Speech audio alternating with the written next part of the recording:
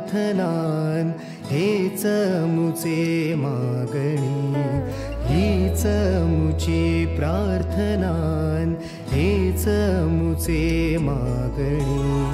माणसाने माणसाशी माणसा सम वागणे,